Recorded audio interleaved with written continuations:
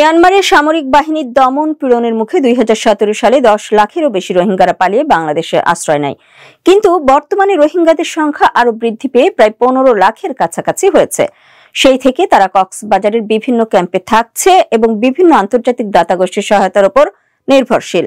জাতিসংঘ মহাসচিব অ্যান্টনিও গুতেরেসের বাংলাদেশ সফর শেষে রোহিঙ্গা শরণার্থীদের নিয়ে নতুন করে ভাবতে শুরু করে জাতিসংঘ। জরুরি ভিত্তিতে তাদের খাদ্য ও মানবিক সহায়তায় প্রণয়ন করা হয় নতুন এক পরিকল্পনা।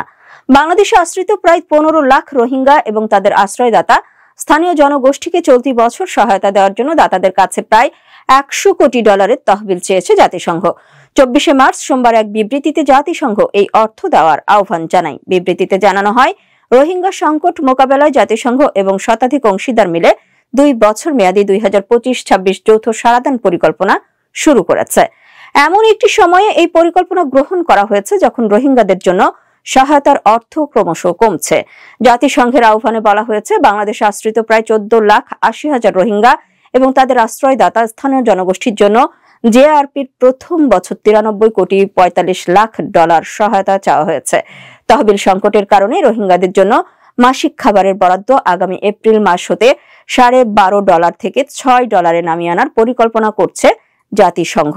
সম্প্রতি বিশ্ব খাদ্য কর্মসূচি লিখিতভাবে রোহিঙ্গাদের জন্য খাবারের বরাদ্দ অর্ধেকের বেশি কমানোর ঘোষণা দিয়েছে।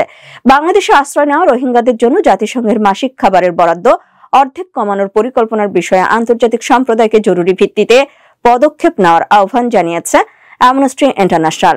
14 মার্চ এক প্রতিবেদনে সংস্থাটি বলেছে, বরাদ্দ অর্ধেক কমলে রোহিঙ্গাদের ওপর এর প্রভাব হবে ভয়াবহ। এই পরিস্থিতি এড়াতে আন্তর্জাতিক সম্প্রদায়কে অবশ্যই প্রয়োজনীয় সহযোগিতা করতে হবে। জাতিসংঘের মহাসচিব অ্যান্টনিও গুতেরেস 14 মার্চ কক্সবাজারে রোহিঙ্গা শিবির পরিদর্শন করেন এবং তিনি রোহিঙ্গাদের পাশে থাকার ঘোষণা দেন।